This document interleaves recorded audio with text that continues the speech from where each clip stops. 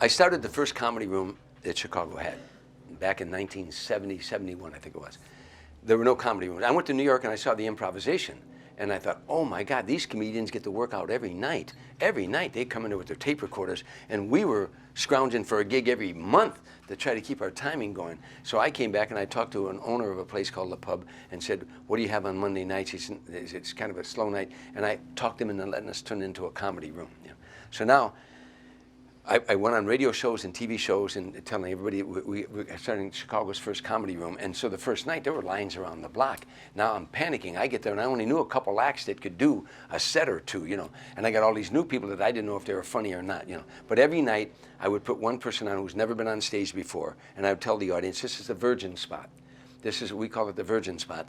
This person has never been on stage. Do you like Bill Cosby? Do you like Bob Hope? Do you like Jack Benny? I'd name the comics. Well, they had to start somewhere. They had to go on stage somewhere for the first time. Tonight you're going to see that. And that person one day will be a big star. You might say, oh my gosh, I saw him the first time on stage. So I'd set them all up that way, you know. And so they'd be generous, you know. But anyhow, one night, Bohannon and Sanders is a black comedy team. As we were Tim and Tom. I met Bohannon and Sanders in Joliet Prison. We went there with Daddy O'Daly to do a show for a guy named Gene Ammons, a jazz guy who got locked up for marijuana. And so now we went to the prison to perform. So I meet Brad and Daryl, and I told them, look, I'm starting this comedy room. Please come down. You know. So, you know, now the first night there's a guy, he comes in a wheelchair, and he says he's an attorney and that he does comedy. You know, I didn't want to say he does stand-up, but I said, oh, sure. And he said, now, you know, and he was a real serious guy, real serious. He said, and I'm funny, and I can be funny. And I said, well, no, we'll certainly put you on.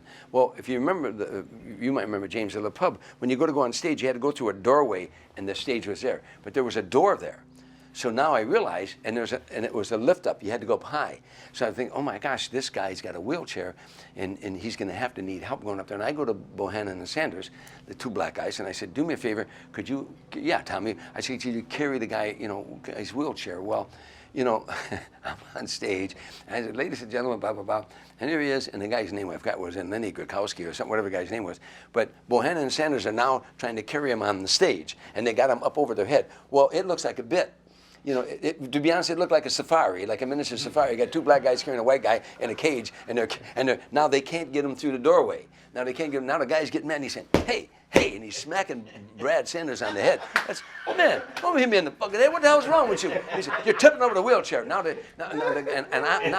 audience is laughing and at the same time because they think this is a bit. We're doing a bit, you know. So anyhow, finally they get, and the guy slapped Brad so much that when he got on the stage, Brad dropped his end down about this high off the ground. Well, the wheelchair hit the boom, boom. The guy flopped over and he's hanging out on the wheelchair. And they walked off the stage. They were mad.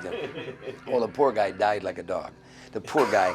Now people realize that they were groaning. The poor guy died like a dog. Now I got to get him off the stage.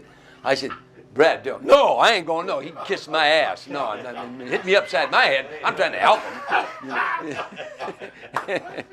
His aura. Trying to dismiss his aura. We had the hardest time getting him back through the door. Oh God. Man. But I wish I could have filmed that. If you could have seen them carrying him out on the stage, you know. Oh, Jesus.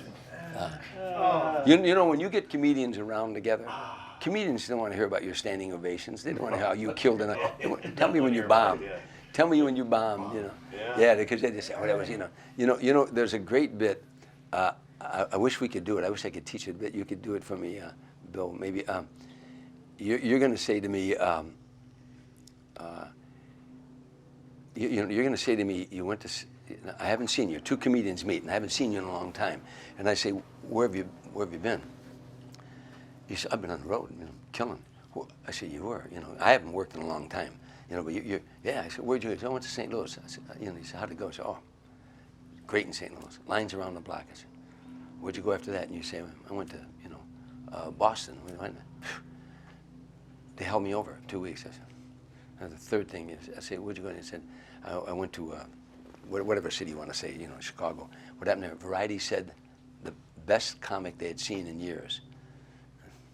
Now the fourth city, I say, where'd you go? You say, I went to Milwaukee. How'd you go? I bombed there. So see if you can do the bit. Two comics meet. Hey, Bill. I haven't seen you in a long time. How you doing? I'm doing great. Doing great. You've been working a lot? Oh, constantly. Really? Yeah. Where? Like, where you been? Last week, Cleveland. How'd it go there? 400-seater, packed every night. Where'd you go after that? No, before that, that was last week. Before that, I was in Boston. 2 weeks, they held me over. Theater space, 1,000-seater, sold out. No kidding. What happened before that? Where'd you go? I was in Chicago for Yeah. a week. Yeah. That was awesome. The reviews, I'll send you the reviews. They just loved me in Chicago. Yeah. What happened after that? I was in Oregon. Yeah, what happened? That wasn't so good. You know, I heard that. I heard that.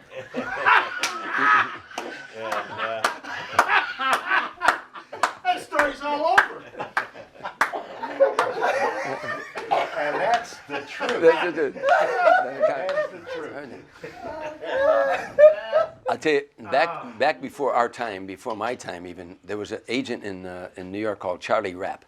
And Charlie Rapp would send in Manhattan, he'd send his comics out to upstate New York, up in the Catskills and work up there. And when the comics got up there, they'd finish the gig, they would never come back to New York. They'd call and see if there might be more work on the road while they're out there. So in those days, they called on a person to person. See, that way it didn't cost any money. They would call Charlie Rapp, and they'd call person to person in their own name. You know, and then they would say, you know, operator would say, I have a person-to-person phone call from a Jackie Jensen. And Charlie would say, Jackie's not here, operator, but he's at the Buffalo Hyatt House next Friday and Saturday. and this is the money, and he's in room 475. That's the money, right? So this is supposedly a true story. The guy called, and he said, Charlie Rapp Agency. The operator said, I have a collect call here for a Jackie Jensen. Operator, Jackie's not here, but he'll be at the Syracuse Hyatt House next Friday and Saturday, and he's in room 250. And the comic said, operator, see if you can get him in room 450 or 500. Charlie Rapp, operator, tell him he's lucky he's even in the hotel.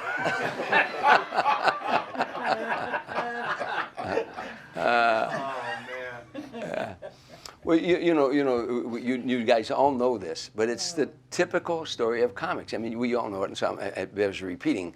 But for those who maybe not heard this, but it's the greatest comedian story, and you guys will get it more than civilians will. But the comic who's at Caesar's Palace in Vegas, and he's sound asleep. It's 4 o'clock in the morning. The phone rings, and he goes, hello.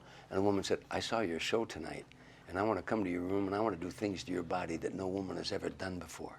And he said, did you see the first show or the second show? Because see, we don't care about the sex thing. We were better when one show was a little bit better than the other show, you know.